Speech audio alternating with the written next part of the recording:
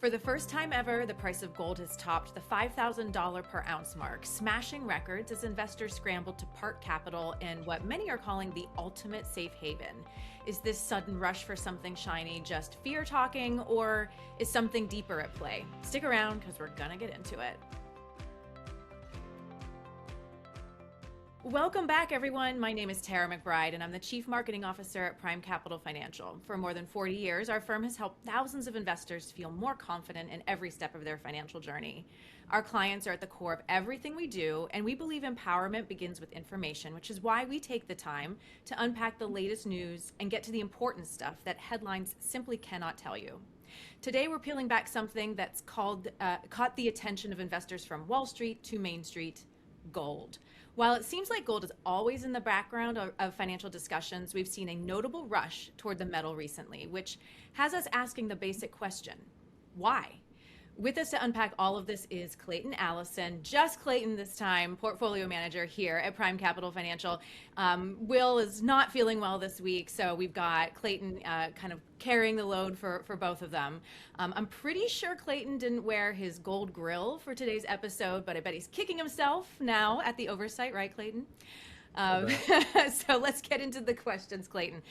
Starting with the obvious, gold just crossed $5,000 an ounce. That's a mind-bending figure for something that doesn't pay dividends or coupons. There's got to be something fueling this surge, right?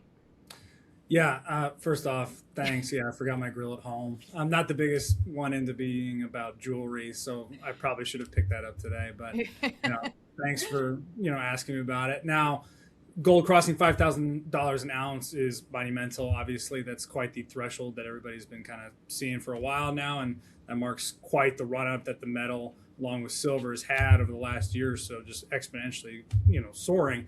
Now, what's kind of driving it is you're seeing more and more geopolitical headlines. You mentioned it earlier, Tara. It is kind of the iconic safe haven asset.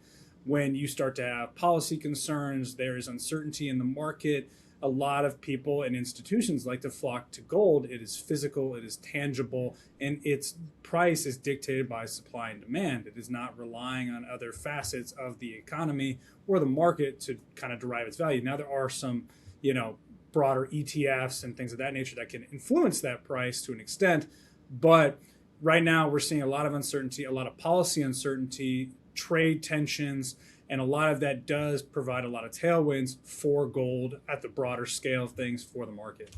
Yeah, so I think of like my husband likes to, if he could, put all of his money in a sock under the floorboards. It feels like gold's very similar in that way, right? Sounds like my grandma. Yeah, that's very, very much my husband. I feel bad. I always kind of throw him under the bus on these videos. So, so you mentioned safe haven. A lot of people hear that phrase and think of gold as the asset you run to, and everything else is kind of feeling sideways, like my husband with the sock under the floorboards. But every market has its nuances, right? So is there more of a classic runoff move, or are we witnessing a structural revaluation of gold as part of diversified portfolios? I think it's a little bit of a mix of both. Some people want to immediately point to, it's a risk-off environment. But if you look at that, you see the equity markets and the bond markets also struggling with yields going up and equities falling. But we're kind of seeing the opposite right now. You see equity markets are reaching all-time highs.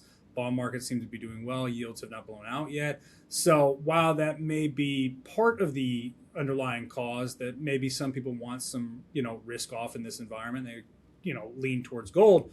There is starting to be maybe more of a structural change as to how that asset is being used. Now, depending on if it's being used in overall portfolios, it depends on your advisor, it depends on the institution you're with.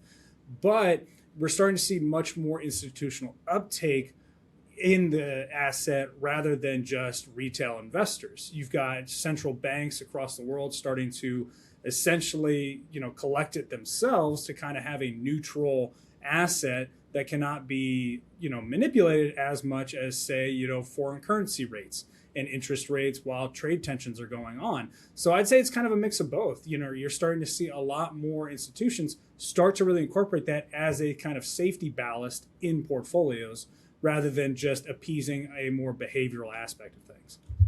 Yeah, so you covered a little bit of what I was going to ask next. So I'm going to pivot a little bit to just kind of the the popular or kind of the phrases that people are hearing in the headlines a lot, like Bitcoin and the kind of sexy digital currency. How does gold balance that? Is it something that's part of a balanced portfolio? Like, should people be looking at both? What's your take on kind of like the new hot investment opportunities versus gold? I think that comes down case by case basis. And like, I know Will mentions it every time we're on one of these videos, but you really need to be talking with your financial advisor to make sure that your objectives are being met and adhering to your risk tolerance. Now, I know a lot of people like to go out and kind of chase what's in the headlines and chase what's, what you said, sexy, but you got to really make sure that that's adhering to what you're comfortable volatility and risk wise. So, if you want to have some crypto, that's fine. I'm not going to tell you not to, like it's a budgeting asset class here in the markets, but you got to understand that there's a opportunity that in the span of a week, crypto and Bitcoin for your example, Tara, could fall 30% in a week. Yeah. While gold traditionally is a lot less volatile, it has a rooted history, thousands of years old, as predating fiat currency, the USD and things of that nature, to where governments still hoard it to this day. The US Treasury, everybody's heard of Fort Knox and everything like that. While digital assets are a lot harder to tangibly take a hold of and grasp that in a lot of investors' minds. So anybody that's wanting to kind of go that length, you really have to make sure you're assessing your personal risk tolerance and talking to your advisor. Well, and it also sounds like there's balance, and that you can get that comfort and the confidence that you're doing something that's good for you, whether it's tapping into crypto or leaning more into gold or a balance of both. A financial advisor can really help guide you through that path. It just sounds like you're looking for some balance and making sure that if you are taking risks, that you're comfortable with them and that it's not putting your overall portfolio at a detriment, right? So making sure that everything's kind of balanced and using a guide, a financial professional can really help with that. Yeah, I mean, like we always say on here, like we're long-term investors. We're not going to be trying to pitch you guys or anybody that watches this something that might do well in the next month. Right. That's not the intention. You need to be having, a 20 to 30-year time horizon as which you're, planning for your personal objectives and how you're going to meet those objectives over the long term. So if that, includes crypto, if that includes gold, that's fine. I mean, you can pretty much go out into the marketplace nowadays and you will find an investment vehicle for pretty much anything that you can imagine. Mm-hmm. But you have to really assess your personal goals before you make that decision. Absolutely. I mean, I've been hearing lately about how people are taking bets on elections and there's all kinds of ways to use your money in risky opportunities. So this was great. Thank you, Clayton. Before we wrap, don't forget, if today's conversation has you curious about how gold or other assets fit into your financial plan, scan the QR code on your screen right now to speak with one of our financial professionals. Our team is ready to help you make sense of these markets with clarity and confidence. Clayton, as always, you did great flying solo. Thank you for sharing your insight, your sanity, and what might be the hottest metal craze since 1848. Whether you're stacking sovereign bonds or stacking bullion, remember this: markets are conversations as much as they are numbers.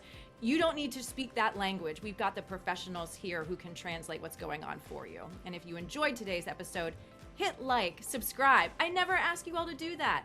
Subscribe to our channel, catch our regular commentary on what's happening behind the financial headlines. Thanks for watching, and remember to stay informed, stay invested, and as always, we'll be here to help you navigate the twists and turns of the market. Until next time.